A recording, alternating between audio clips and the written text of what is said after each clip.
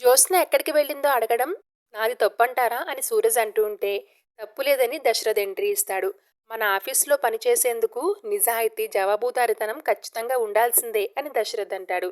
ఇప్పుడు లేవని ఎవరన్నారని పారు అంటే, చెప్పకుండా వెళ్ళిన జ్యోత్స్ననే అని కార్తీక్ అంటాడు. నువ్వు ఆపరా నాయనా, ఆ తాడు బంగారం లేనోడు మాటలు పట్టుకుని అని పారిజాతం అంటుంది. తాడు బంగారం లేనోడు అంటే అని సూరజ్ అడిగితే, పెళ్లి పటాకులు లేనోడని అర్థమని పారు చెప్తుంది. అంటే నన్ను జ్యోత్స్నని కలిపి మా ఇద్దరిని తిడుతున్నట్లే కదా అని సూరజ్ అంటాడు. దాంతో అంతా షాక్ అవుతారు.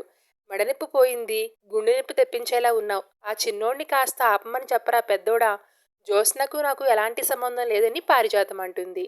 జ్యోత్స్న చెప్పింది నిజమే అని సూరజ్ కావాలని అంటాడు.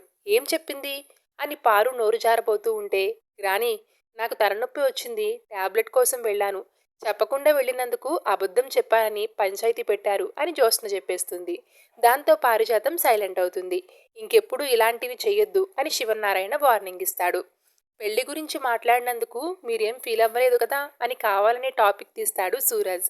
దాంతో సూరజ్ అన్నది తప్పులేదు. నీ పెళ్లి గురించి నీకు ముఖ్యం కాకపోవచ్చు, మాకు చాలా ముఖ్యం.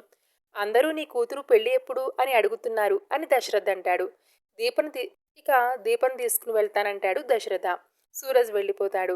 నా ఇగోని టచ్ చేశావు కదరా అని జ్యోత్స్న పోతూ పోతూ అగ్గిపుల్ల గీసిపోయాడు. ఎంతవరకు తగలబడుతుందో అని పారిజాతం అనుకుంటూ ఉంటారు. కార్తీక్ దీపను డ్రాప్ చేస్తాడు దశరథ. జ్యోత్స్న పెళ్లి గురించి అడుగుతాడు. జ్యోత్స్న పెళ్లి చేసుకునేదెప్పుడు, నా కూతురు దీప ఆ ఇంట్లో అడుగు పెట్టేదెప్పుడు అని దశరథ్ అంటాడు. ముగ్గురు మాట్లాడుకోవడం శ్రీధర్ చూస్తాడు. వీళ్లకు సర్ప్రైజ్ ఇద్దామని శ్రీధర్ వెళ్తాడు. దీప జీవితం జ్యోత్స్న పెళ్లితో ముడిపడి ఉందిరా. దీప జీవితం వెలుగులోకి రావాలంటే జ్యోత్స్న పెళ్లి జరగాలని దశరథ్ అంటాడు. అది విని శ్రీధర్ ఒక్కసారిగా షాక్ అయిపోతాడు. నాకు తెలుసు మావయ్య, ఇక నీ కూతురి పెళ్లి అయిపోయినట్లే అని కార్తీక్ అంటాడు. అర్జెంట్ వర్క్ ఉందని ఇక దశరథ్ వెళ్ళిపోతాడు. ఇక వెనక్కి తిరిగేసరికి శ్రీధర్ని చూసి ఒక్కసారిగా షాక్ అవుతారు కార్తీక్, దీప. శ్రీధర్ని హక్ చేసుకుంటాడు కార్తీక్. నేను మీకు సర్ప్రైజ్ ఇద్దామనుకుంటే మీరు నాకు పెళ్లి గురించి చెప్పి సర్ప్రైజ్ ఇచ్చారు. దశరథ్ బాబుతో ఏం మాట్లాడారో విన్నాను అని, ఏంటి సంగతి అని అడుగుతాడు శ్రీధర్. మీరు నాకు ఏదైనా చెప్పాలనుకుంటున్నారా అని శ్రీధర్ అంటే, అవును, టైంకి టాబ్లెట్స్ వేసుకుని ప్రశాంతంగా ఉండు అని కార్తీక్ అంటాడు.